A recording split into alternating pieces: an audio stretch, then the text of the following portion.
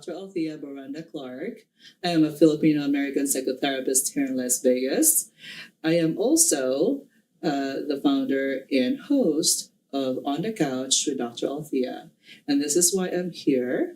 I'm going to be interviewing a special guest. Her name is Odette Aquitania Ricasa. She's a fascinating lady. She just completed 193 UN nations last year. She went to Iraq, and that was what marked it for 193 UN nations. And ever since, she has been interviewed by various news outlets and also has been published by various publications.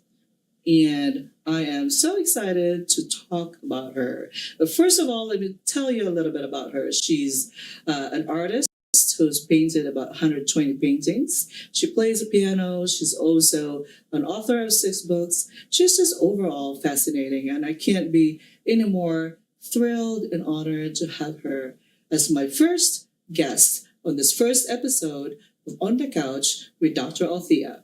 So here I am, everyone. Without further ado, let me introduce to you Odette Aquitania Ricasa, aka Tita Odette. Hello, Tita Hello. Odette. Welcome. Thank you. Oh my gosh, I'm so excited. I am so honored to have you here. I am. Thank you so much for this opportunity to talk about you, because ever since you've been published last year, I've just been following you as a world traveler and a Filipina. I am so proud of you, and you inspired me in many ways. So because you're here and I want to capture your amazing story, it only makes sense that I start from the beginning, which is the Philippines. So tell me what your experiences were like in the Philippines, your growing up years, what were your favorite memories, and so forth. All right. Let me make a little correction. I have also been to 306 countries. That's and right. remote islands, Yes. according to Traveler Century Club. So in addition to what she said, she just has been to altogether 306 countries, and that made her earn diamond status by the prominent and renowned Traveler Century Club, which is very hard to, by the way, achieve. So she just did that. 306 countries within a span of 40 years in 7 continents, and that's countries and territories, right, Tita? Yes. All together. So, okay, well, let's go back to the Philippines first, and we'll get into the Yes. traveling journey. I was born and raised in Quiapo, Manila, Philippines. You know, it's the busiest city. That's right. And we lived near the Malacanang Presidential Palace. And Did you visit the president? No, I wish. And so my dad and some classmates, we walked together to school. And elementary and high school, I was there. And I did not have dreams of travel yet. But I started to cut pictures of children building snow and Was this a apple project? trees. Yeah, it was a small project. And I said, it looks nice. Then I also was doodling, and I said, I like to paint someday too. Oh, wow. Yeah, so everything evolved, and so I said to myself, maybe I should do it. Okay, so we had a small piano store, Century Music Store in Arlegui, and my dad taught, my uncle taught music lessons, and in that piano store there were paintings on consignment. Wow. And so I said, I like to see him painting. So I went to School of Arts in Women's College. Wow. I took fashion design, yeah. Is that right? So Yeah. you were really into art. So you were an artist, innately an artist. So you were playing the piano and you were also painting. Yes. And then I said to myself, so I went to school, and then in high school, my favorite subject was geography. Woohoo! Woohoo! This is where travel came in. Yeah, I said, oh my God, this is what I saw. And the pictures of children making snow and the falling leaves of fall, and then winters, the snow again, and maybe I should go there. And I said to my dad, Dad, I want to go there someday. He said, he was always supportive. He said, yes, you can do it. What was it like having to do that project? Because it sounded like that was the introduction to wanting to visit another country. What was that imagination like for you? What were you thinking and feeling at the time? Yeah, I said, man, in the Philippines, we only have hot and raining season. no falling leaves, No falling leaves. no sprouting of leaves in the spring. So I said, I'll go there. So that made me do it. And so I applied. My husband and I applied for immigrant visa. When was this? Like In 1971. Wow. Mhm. And how old were you at the time? I was only 26. Very, very young. And you and your husband, did you have your child at this time? Yes, we did. But only the two of us immigrated because we didn't have enough money. I think my money was only $100 for pocket money. That must have been difficult to leave the child. Yes, a real challenge there. Mhm. Oh my. I slept in a cot, like the cot for an army. Oh, goodness. In the living room because we were 11 people. Where per was son. this? In Bronx, New York. Oh, tell me about that. Tell me your transition from the Philippines into New York as a new immigrant, and what was it like in the beginning? Yeah. Mhm. Oh my God. I was so. My mind was always to make money Oh, for because sure. I don't have money. So I looked for a job. I found one right away at Gimbel's department store. It's like Oh, Macy's wow. department store. It's a very big store. And this in was in New Manhattan. York. Okay. Yeah, in downtown Manhattan. Oh, wow. Near the Empire State Building. And I worked in the art display, window display of Gimbel's department store. And Sounds fun. yeah, sounds fun because my co-workers were lesbians and gay, and they were singing all the time. So I was also singing all the time with them while It was a working. fun group. It was a fun group. They were from Russia, Switzerland, And Haiti. diverse. Yeah, very diverse. Mhm. So, but the thing is, it was so hard to go in a subway. Every day I worked in a subway. I mean, I took the subway because New York is so congested. How far of a ride was that from your home? Yeah, that's like 45 minutes on a subway. Every day? Yeah, every day. One way and then going back again? Going back again. So, Tell me more. and What then was it like? when I got the job, the next day I got chicken pox. Oh, goodness. You didn't need that kind of challenge No. after finding a But job after finally. finding a job, I called my boss. He said, "Oh, I got the chicken pox. Can you wait for me?" He said, "Sure, why not?" Oh, that was That was so nice. sweet. That was so nice. So then I worked. But then New York was such a challenge. I'm short. I could hardly get to the ceiling, pull the ceiling belt. And then and the train. we were like sardines in the train, and then my jacket was so heavy. And then it was so hot, so hot, perspiring. And then when you go out, it's so cold because it's freezing For cold. sure. And The then, contrast between and hot then and cold. I was so disappointed. The white snow became slushy and brown.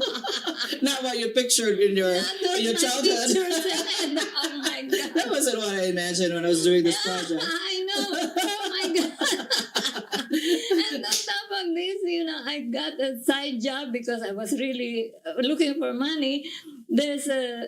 We had a customer with Gimbel's department store. She said, "Do you want to get a side job? You can work as a bookkeeper on weekends." I said, "Oh, yes, of course." That wasn't for a mafia, was it? Yeah.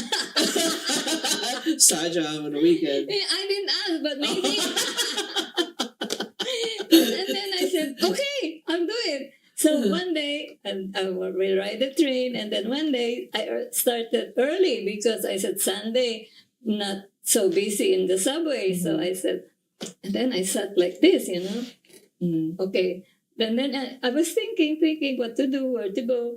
When I looked at the guy in front of me, he was opening his zipper. Oh my goodness. So, Yeah, and then he started to toy with his birthday. Oh my God. You know, I was so Oh my God, that sounded scared. scary. I really was so scared. I didn't know what to do. What was I- going through your mind? Yes, I said, maybe he will slit my neck. He will rape me.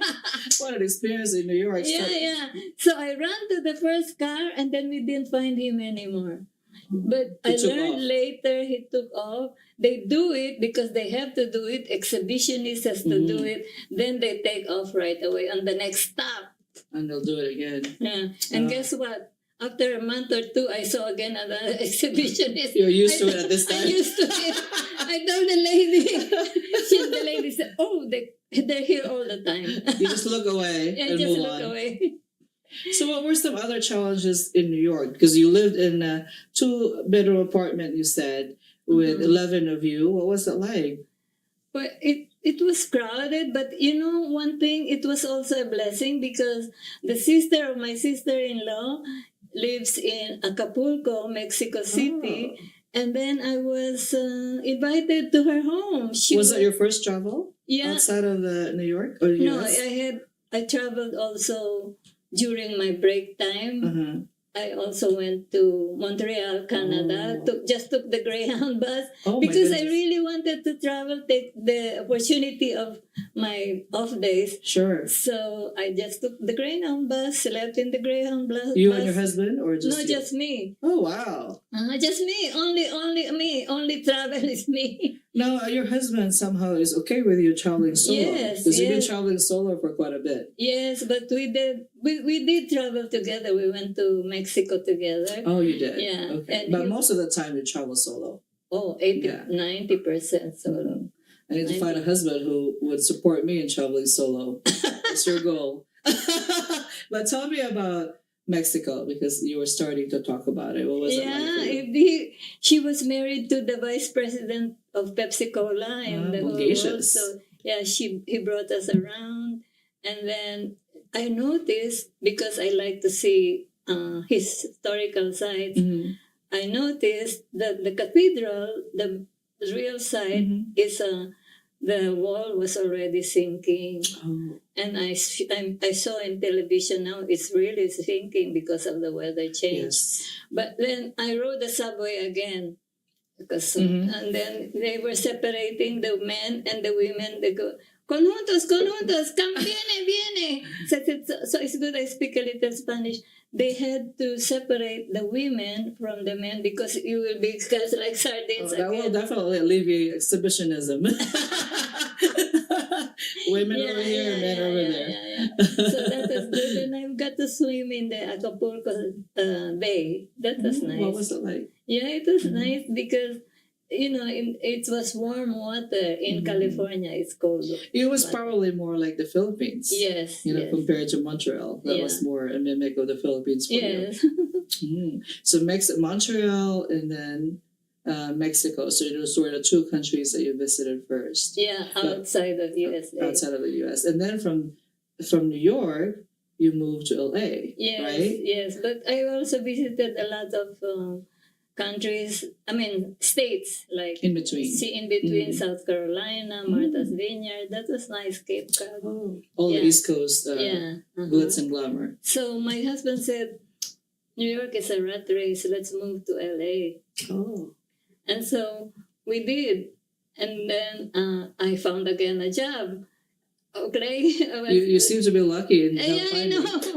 Because if you know what I found out, if you think about it, you can do it. You will find it. Mhm. Really, you will find it. Because You were it's all- manifesting. Yes, you were Mhm. manifesting, and my goodness, I was hired right away as a bookkeeper Mhm. in a Los Angeles Unified School District. That's the biggest district in the nation, Oh, wow. second biggest district in the nation, and also then I found second job again in the garment district. You're a hustler, tita. Hustler talaga. Kailangan, money. So I was able to save, guess what? I was able to save 10% down payment for a home. Oh, wow. 4 bedrooms, 2 baths with a full view of Look at Los that. Angeles.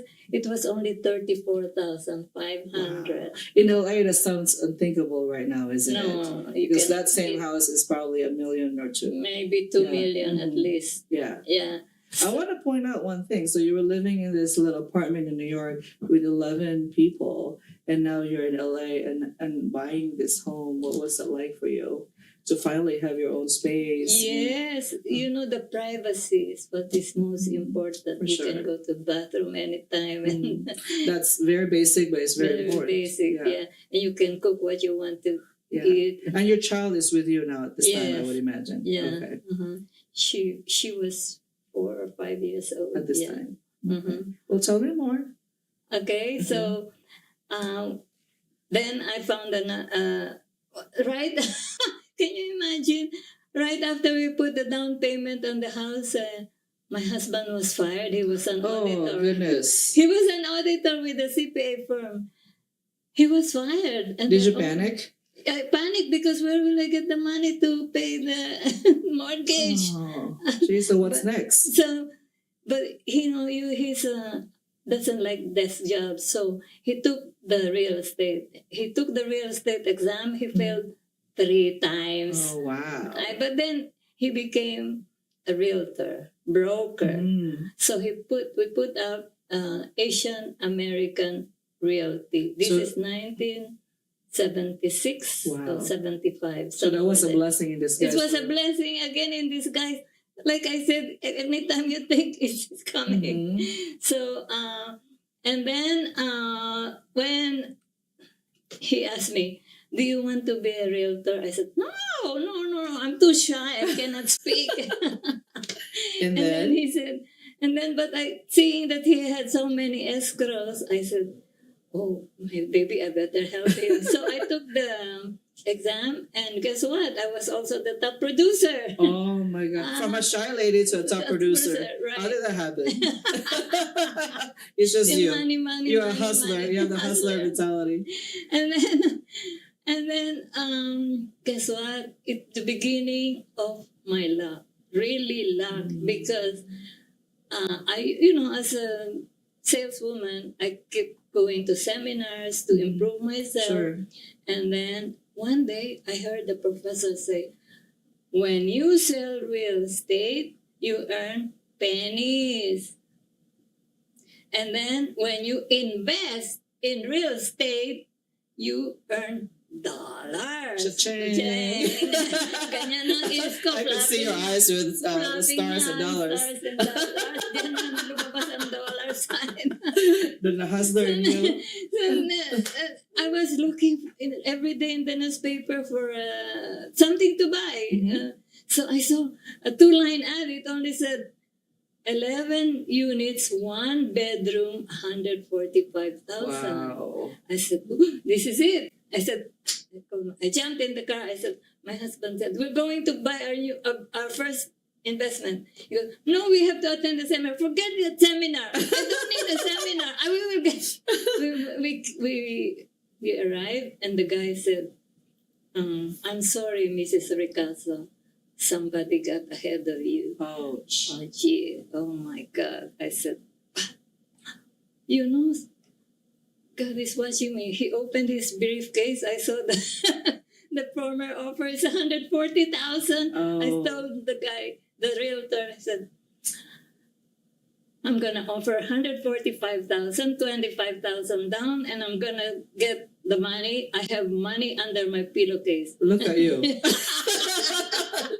I like that about it. Very impressive. I got it. You got it. I got it. And I will never forget that guy. He said, "Mrs. Ricasa, one day this will be worth $1 million. And And I said to myself, "My God, I cannot even comprehend what I'm doing now. How can I comprehend $1 million? now it's 10 million. 10 million. And then I told him, I told myself today, I said, I wish I could find him because he's an excellent fortune teller.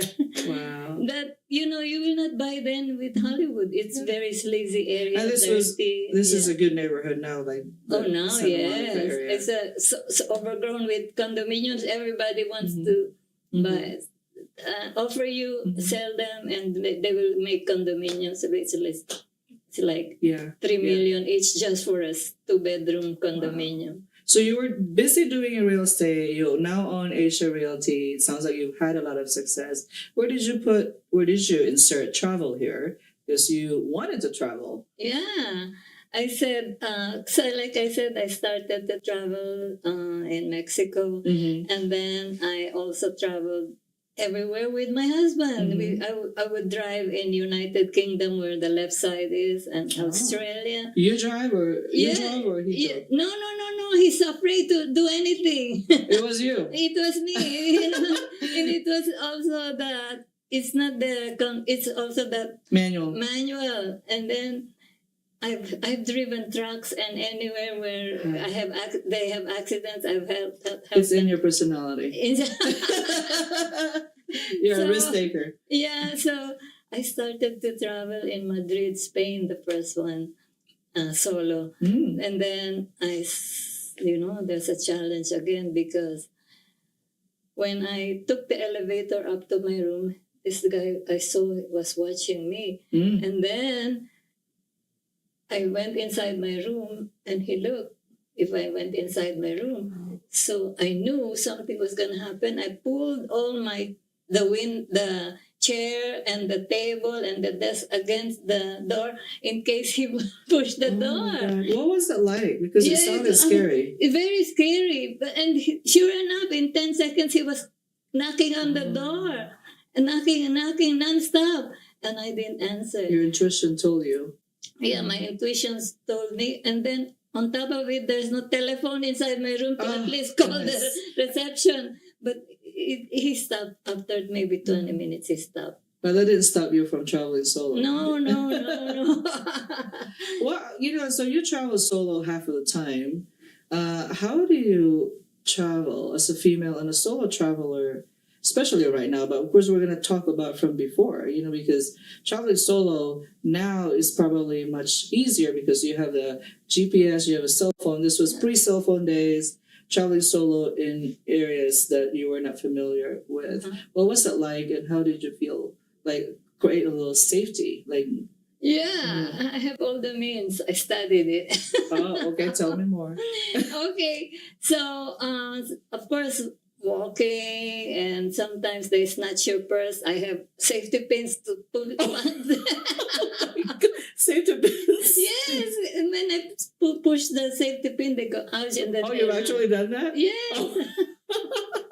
And then so I go into a bar to at least get a soft drink or something. Okay, here comes.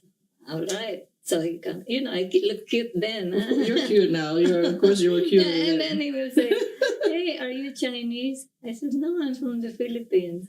He said, "Oh, how nice. I don't know much about the Philippines. Can I buy you a drink?" I said, "Oh, that would be really nice." Then he buys a drink, but I don't touch the drink, okay? And then after a little while, it comes my strategy. I go, my dear, it's so nice to be talking to you, but I have to leave soon because my friend with her husband is coming soon. They just went to buy some things and they will be on the corner in maybe a few minutes, so I have to leave.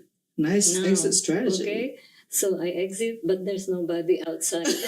We'll have to copy that. Nobody outside. But you're in a bar alone as a female. Yeah, and were you thinking you were a prostitute? Sometimes they're so brusque. Oh. My God, I think it was in Haiti. The guy goes, "Hey, you look cute. Do you want to play tonight?" I go, "Play what?" Of course you knew what he was talking about. I knew what he was talking about. "You don't want to sleep tonight?" I said, "Please." Well, how do you respond to that question? I said, "Please," and then I just walk and then zipper my mouth, and then they You follow don't talk you. much. They follow you, but then they see that you don't reply. They give up. Mm-hmm. Yeah. But there has to be a lot of that, or Yes. had a lot of that, Yes, especially when you were yes, younger. yes. But you just know how to respond, and then Yeah. you walk away. Yeah. Yeah. Wow. So, as a solo traveler, did you encounter anything that's close to danger where you have to defend yourself? Anything like that? Yeah. know, Yeah, because I have to tell you, not really. Yes, there is close to danger because there was a time that they stole my camera Oh, goodness. in Botswana.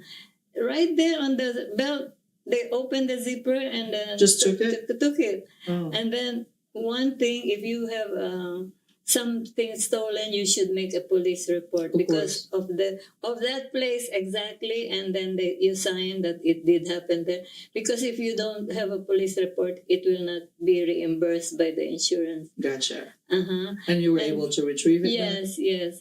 And so I got to tell you this very nice story. I was going to Sierra Leone. Nobody goes to goodness. Sierra Leone. People construe Sierra Leone as dangerous country. Yes, So. yes, I went by myself. But in every place I go, I have a fixer or somebody to pick me up at the That's good. airport. And so I found Rose, who's married to a Filipino. Her ex-husband is Filipino. So I said, I talked to her on the phone. She said, yes, my brother will pick you up. The next day, I talked to her. Yes, my brother will pick you up. And then when I reached Sierra Leone, nobody was there. Oh, that sounds scary. The airport is dark. The roof was leaking. And when I went outside, a teenager took my luggage right away. Hey, I said, that's my luggage. And then he wanted to just get a little commission to buy me the ticket for the ferry. Oh, he was helping you out. He was helping me out because to get to the mainland, you have to get a ferry. So we got to the I put my jacket, safety jacket, and then I reached the mainland. Nobody. Oh. So I said, this guy with lots of tattoo, he said, can I help you with your luggage? I said, can you call my friend? Nobody answered. She said, well, you can come with me. Kagat sa patalim. You have to really go with your senses. Otherwise, I'll take a taxi. I don't know where he will take me. You're in a country you were never seen before, in Sierra Leone. And then he introduced me to his brother-in-law. He was in a suit. I said, maybe he's okay. So I jumped into the car. He has a nice van, big van. So I said, I'm here to write about Sierra Leone. Oh. Were you telling the truth, or you were just that was your technique? No, I have my bookmark. I have my bookmark. That says I have written 6 books. Oh, you have. So I have written 6 books at this time. And then I have traveled to 294 countries. He saw it. Okay, he goes, I never shook the hand of an author in person. Can I shake your hand? Wow. And then he said, it was Star Trek. Yeah, and it's Star Trek. And he said, can you, what is it? Autograph. Autograph so I the put book? it. Or you had a book with you? Or No, it was my bookmark. Oh, bookmark. The book is heavy. It's like, all my books are 400 pages each. It's very heavy. I can't wait to read one of these. Yeah. So I signed my name and I put the child, I love you, something like that. You knew how to work the system. And then he said, my driver will drop you here and he will come tomorrow to pick you up at 3 o'clock. I will take you around. Oh, that's nice, I said. And he did. And you had a tour guide. He guided me for 4 days. He took me around. And then when he introduced me into his office mates, he goes, be careful of what you say. She's a writer.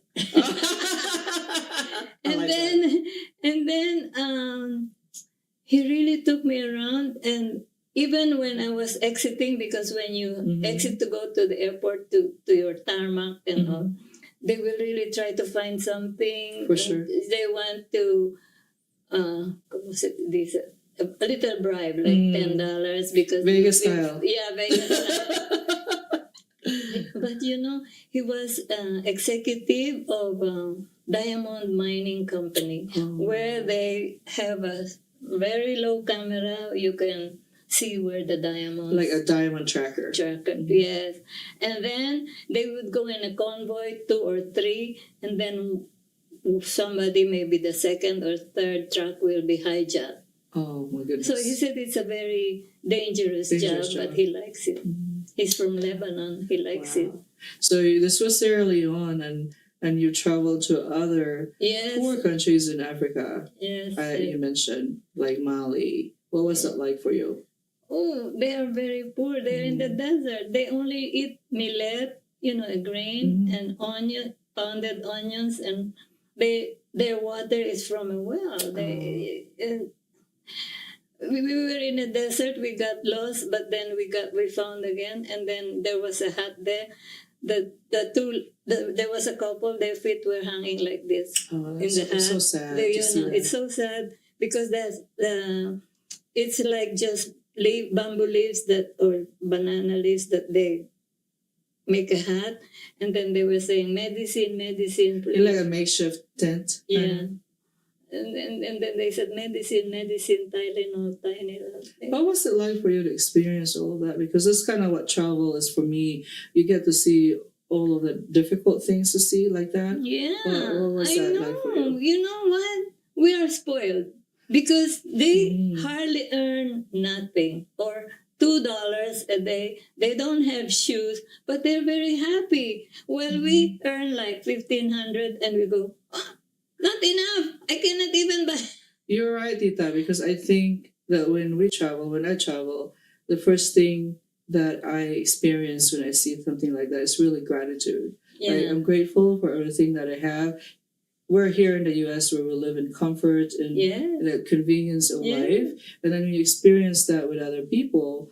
And it's really hard to see. But at the same time, they don't know what it's like to live here. And they're happy just walking around dancing with their sheep shoes. But they have no concept of what it's like to, wear expensive shoes. And it always makes me think, like, what is richness in life? People who are happy dancing everywhere and they're just eating millets and onions versus somebody who lives in a mansion who it feels empty, right? It changes your perspective. In other words. And, so I tell everybody, travel is learning. It really is. Travel is learning. Go past anywhere, past your comfort zone, and try to stay in bed and breakfast because that's where you learn see what they eat, and then you talk to them and how they live. I live like that. a local way, so you experience what it's like to live in your shoes. Yes. So what are some of your highlights? Because you've been to 306 countries. I'm sure a lot of these are memorable. What would you say your favorites and highlights? Yeah, most historical is Samarkand, Uzbekistan. Yeah, because they have, it's like the Taj Mahal of New Delhi, but over there it's like madrasas for learning school for talented students. What are madrasas? It's a building of learning schools, and they have... Are they like temples or? Temples. Temples. Yeah, okay, you can say temples. And every 30 minutes or so, or 20 minutes, there's another one, and there's another one. Endless, So, and then the women, they connect their eyebrows. Oh. Yeah, I like to see that culture, What is the meaning of that? The meaning of that is luck. Oh. How can you say luck when you connect your eyebrows? Because they said you can see one line of life at the same time. I see. Is that like a ritual as an adult, or they do it from the beginning when they're kids? The beginning from their grandma, from history. And then they have gold teeth. Oh. Can you imagine gold teeth? Gold teeth? All gold teeth. And it's a sign of wealth. Oh, so only the richer Uzbekistanis. You say Uzbekistanish. Yes. How do you say? Uzbekistanish. Oh, them Samarkandish. Oh, Candish. Samarkandish. So how when you have gold teeth, that's like a sign of wealth. That's what they said. That's a status symbol. Yes. Gotcha. Mhm. Wow. So that was one of your favorites. So Yeah, what then, else? And then they dance. The girls dance on a separate room. The men dance on a separate room. I wonder if they coordinate somehow. To the left or to the right. That was in 2001. Oh, recently. No, 2001 is like 23 years ago. Oh, that's true. It's kind of hard to think about it, but it Yeah, is but 23 now years I ago. read, of course, the women like to wear jeans like us. Oh, they have been caught up. They think they They've caught like up to with be the trend. trendy now.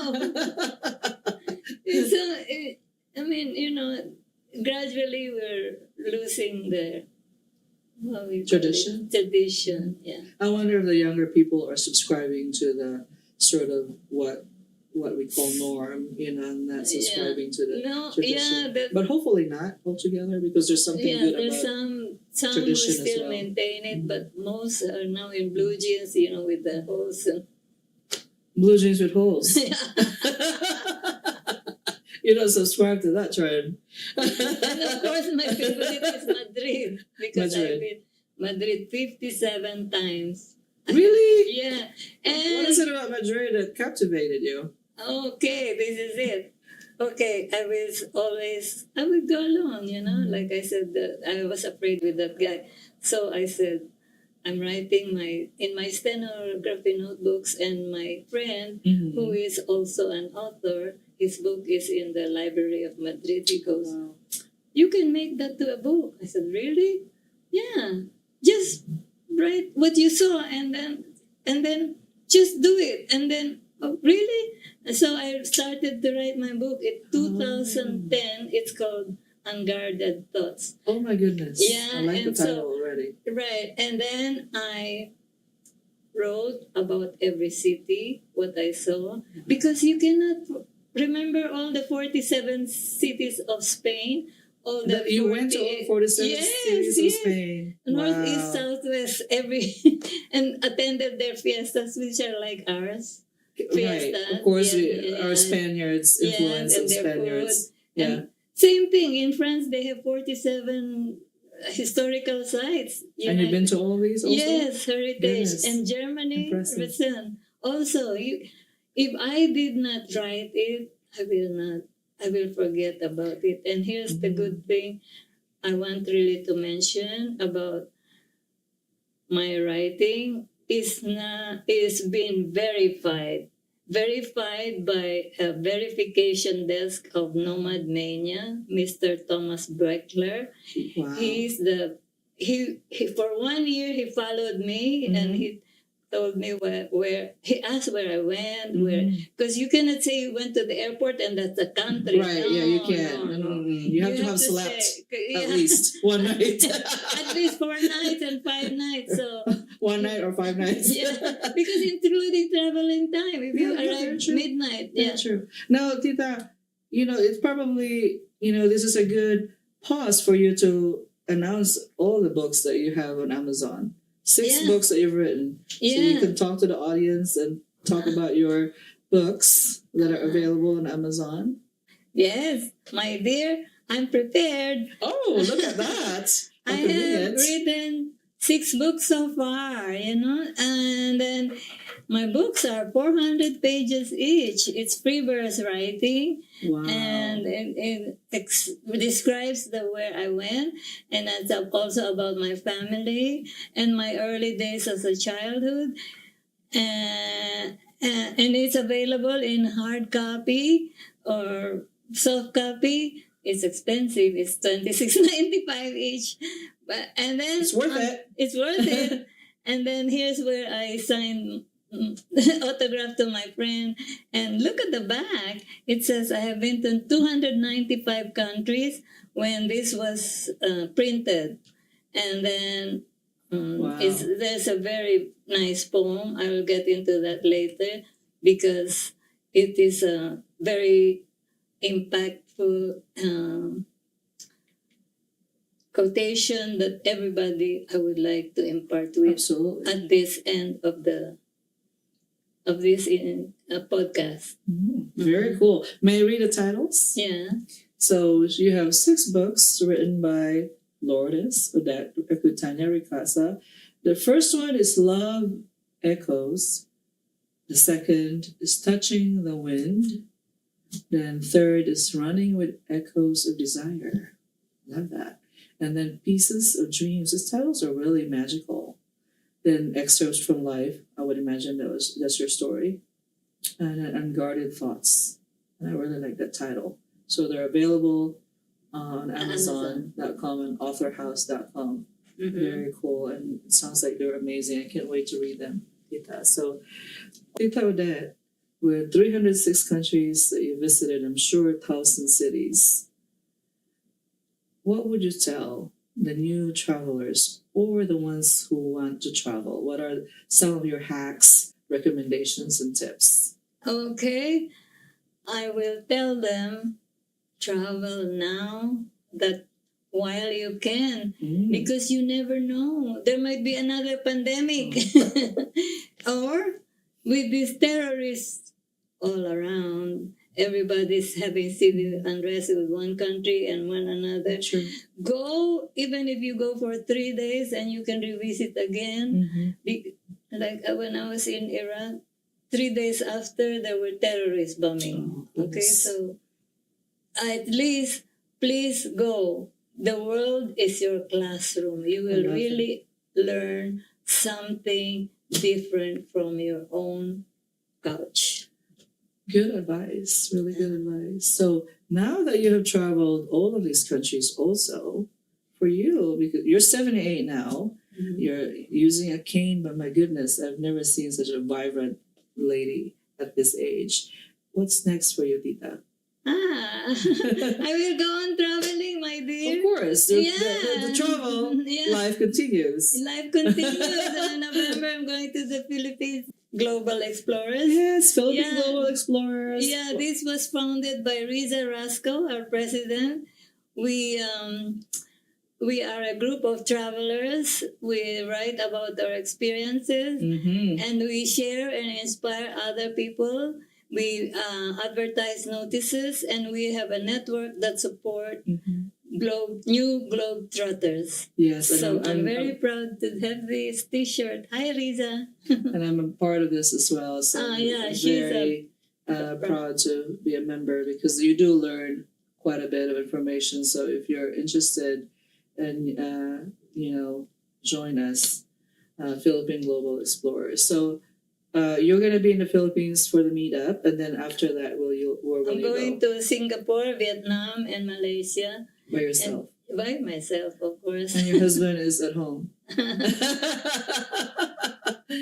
So yes, because if he says no, then I will divorce him. That's a good strategy. You're going to lay the ground. I'm sure you've said that 20 years ago or 30 years ago, right? But, So Tita Odette, with all these things that you have achieved at this point, you had success in real estate, you owned Asia Realty at some point, you of course traveled the world and painted 120 paintings, played the piano, authored books. What does this mean to you? Because these are quite an achievement. Oh, thank you. Okay, as I said before, I had a very colorful life because I think sometimes I'm a copycat, but no, I'm not a copycat. I'm my mind. If she can do it, he can do it, I can do it, but better. I like that. Yeah. And so I tell my audience, my parting words are, you can always do what you want. Enjoy your dreams. Follow your dreams. Do not think of money, because the moment you think of money, you will get distracted. For sure. Okay? So, have perseverance. Perseverance is the key. There's many people who are talented. There's many people who are, they have brains and luck, but it's not. It's very simple. Very true. Persevere. Persevere, persevere, persevere until you get what you want.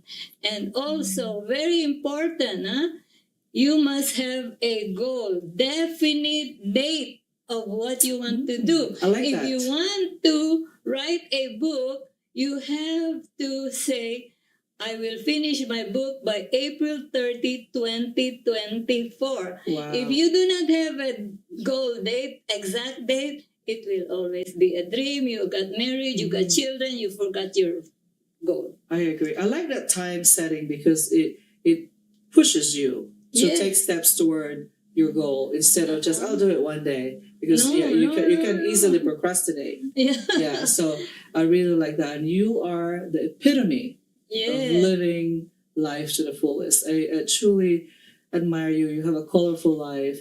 I love your risk-taking ability, your resilience, and wow. And then the big bang is here. Okay, there's perseverance, and please enjoy your dreams, do it. Because, okay, I will tell you why. During one, I recited this as a motivational speaker.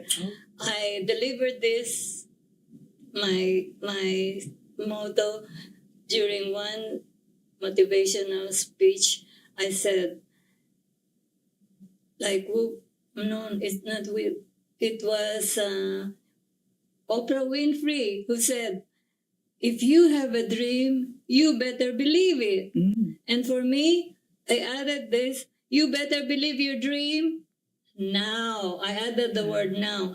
It's not tomorrow, it's not next year, it's now. You can do it now. Okay? Bang! Now! Do it! Do it now! Woo! Woo! And truly, if you have the ability to say that now, and you have the ability, capacity to make it happen now, then it will for sure happen. Manifestation is amazing. But I truly admire you, and I thank you for this opportunity to interview you. I've been following you for many years now, but especially last year when you reached 193 nations. You're amazing, and I just, what can I say? Hats off to you, Tita Odette. You got it. You got it. You figured out life, and you're at 78. You continue to live life, and this is your legacy. Thank Amazing. you. Thank you, thank you, thank you. I'm so overwhelmed. I'm so excited, thrilled, overjoyed. Okay. And this is On the Couch with Dr. Althea, first episode.